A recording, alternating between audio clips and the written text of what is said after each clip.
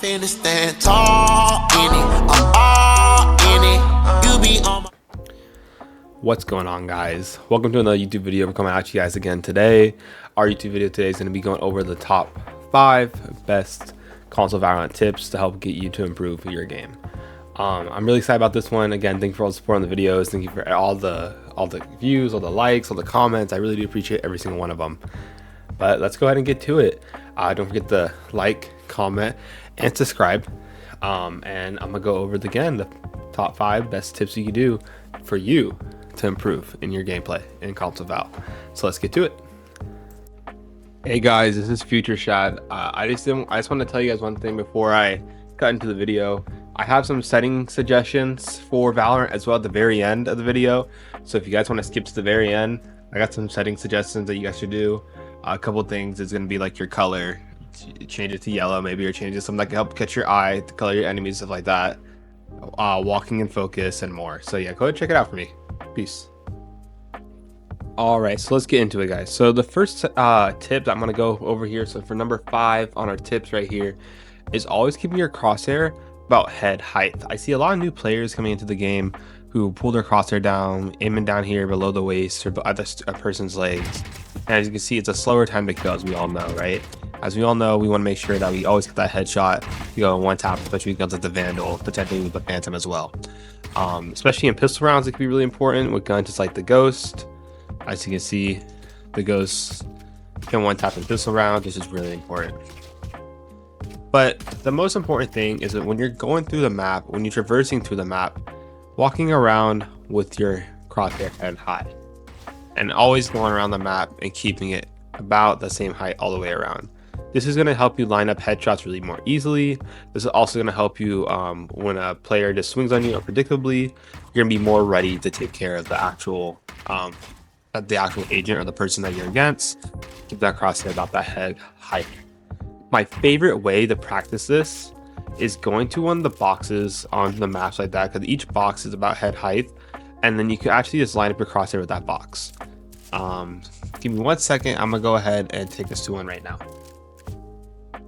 All right, so as you can see, we're at one of the boxes here on the map. All the boxes in Valorant are about the same height, so it's not something you should be worried about. And this is in the training area, but just keep in mind all boxes are the same height. But as you can see, if I keep my crosshair about the top of the box, right, just at the top of it, I could peek out and we have the player right there, or the bot right here, about head height. Just keep your crosshair about the top of the box, right above it if possible, so you can consistently get that 160 at head height on the map. Just take a little practice with that. Always anticipate where your head height is going to be when you're traversing maps, and then you're going to be a lot more prepared when it comes to going ahead and fighting other people, other agents, in regards to taking your 1v1s. All right, so for number 4, on another tip that we go ahead and get you guys going into how to get better at Valorant, for example, it's always going to have a warm-up. What I like doing personally in the game for warm-up is shooting some bots for a little bit, maybe go into a swift play, a team deathmatch, practice with my aim, and get warmed up. I feel like, especially if you're going to rank and you want to see yourself improve in rank, it's always a great idea to take a game or two, warm up your aim before you go in. I'm a firm believer, if you jump right into it, you're never going to know what your results are. You could potentially pop off.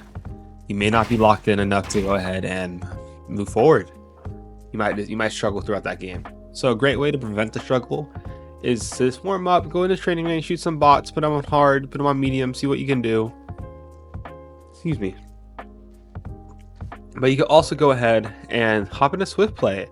Swift plays are meant to be those fast-paced 10-minute games to get you ready for the ranked game itself. Or you go ahead and hop into a team deathmatch where you just have some fun with your friends, talk to them, just warm up your shot, practice your utility usage. Those are the game modes that you should be using to practice your skills, practice your utility before you go into comp and start playing ranked, where your skills are put to the test. So again, try to find that warm up. My personal routine for warming up, again, is going to be playing one team deathmatch and playing one swift play. Depending on how I feel after that, I might play a couple more swifts before I hop into ranked. Something you should always do just to get yourself mentally prepared to play Valorant and the tactical shooter with the genre it is. All right, let's move on to our next tip, number 3. All right, again, for number 3, our next tip and trick for the game for Valorant is going to be talking and communicating with our team. Communication is probably the most important things to do in Valorant, because there's so many things going on at one time, so many things to think about. You want to make sure that you can go ahead and communicate information back. All information is good information in terms of Valorant.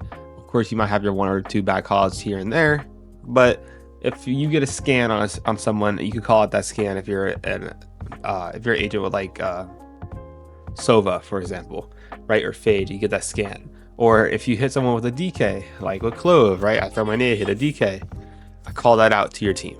All information is great information to help you win the round, to help you prepare for what's going on. If you see an enemy team with an ult, see a Jet use her knives, call that out and call out where it is. One of the most important things too, it's also using, hate to say it, I might call a lot of people, is using your headset. Using your headset to listen, using your headset to hear what's going on in your surroundings. You really want to improve, you might want to start sound horning. You might want to be able to listen what's going on, because that one step right next to you, especially for my newer players, might save your life. So being able to listen and communicate all this information to your team is really important. And that's why I think in number 3, it's going to be using your headset, listening, and communicating. Now, you might not want to trust everything your teammates say. Again, I always say, if someone tells you something about the game, right, or tell you a tip or something, of course, question it, right? Question it, come to that, watch that angle a little more questionability, right? Just keep an eye out for it, because, you know, sometimes teammates are wrong. But most of the time, if you see it, and also they see it on the radar as well, most of the time that teammate is correct, right? They're calling out because they have that free information for you. So again, listen to your teammates, calling out things to your teammates, and communication in Valorant as a tactical shooter, especially when things called in ranked. Again, it's probably one of the most important things you can do to get better and improve. But yeah, let's move on to tip number 2, and we'll move on.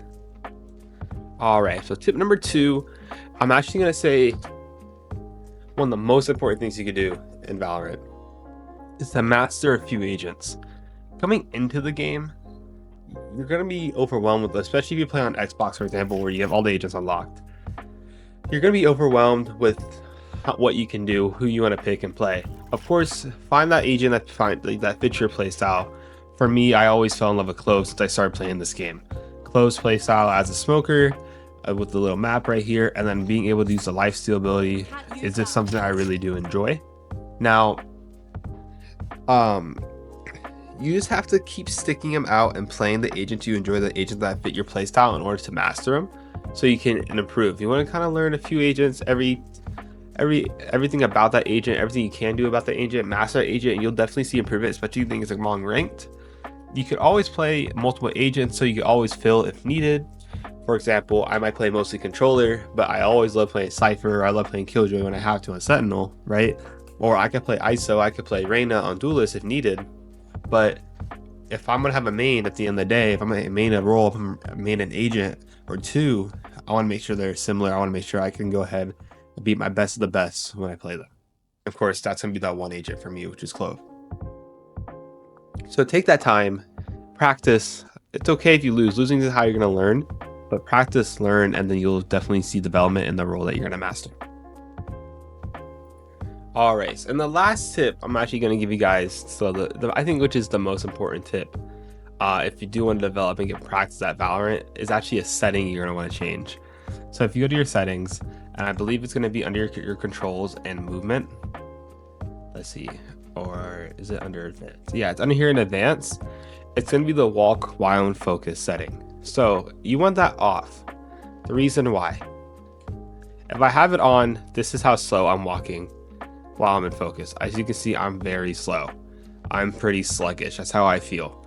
Yeah, it's gonna be good to practice and start with the game, right? I can go ahead and make my shots, but I can't strafe. I can't do anything if needed. If I need a strafe, I gotta unscope, and that takes time, that takes delays, and then I'm back to the slow walking. Yes, it makes no noise, but also at the same time, there's other ways to go around that. Now, the setting I always say, again, change is going to be that movement setting as well, right here. Again, walk while in focus, turn that off. I can see I can walk a lot faster without making noise, and that indicates, and you can see the indicator in your top left-hand corner on the radar. My camera's there, so I can't show you guys, but you can move a lot faster while you're walking. Also, this helps me not only strafe a little bit when I'm doing shots, right? but I'm also peeking corners a lot faster when I have this. I can run and peek a corner if I know someone's there, keep my crosshair like we talked about in the first tip, right? Number 5, your head length, peek it and pop them, because I have the crosshair there, I have the focus there, and the focus, what it does, guys, if you don't remember, increases the amount of aim assist you get. So do I rather slow peek it? No, because slow peeking, you make yourself an easier target. People who are watching the slow peek will just be able to pick you off really quickly. That's why sometimes it's a lot better just to kind of fast peek it. If you know someone's there, go for a wide peek, or just go for a fast peek and just go ahead and start picking them off. This also kind of goes with your ADS as well. You could go ahead and strafe a lot faster.